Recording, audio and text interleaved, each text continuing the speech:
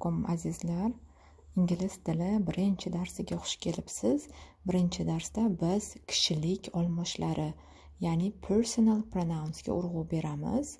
O'zbek tili kabi ingliz tilida ham kishilik olmoshlari birlik, ko'plik va shaxslarga bo'linadi.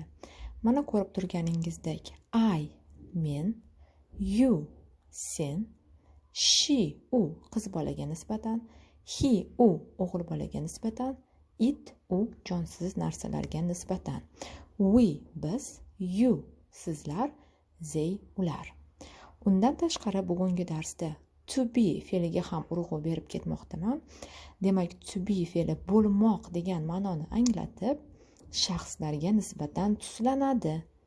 I am, you are, he is, she is, it is, we are, you are, they are.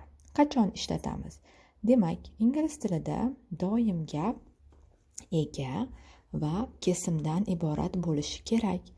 Agar bizda, ya'ni verb, bularga yana to'xtab o'tamiz. Demak, buni ega va kesim deb olsak, agar gapimizda ish harakat bo'lmasa, biz bo'lmoq fe'lini ishlatishimiz lozim.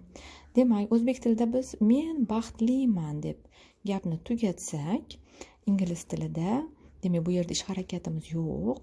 I am happy.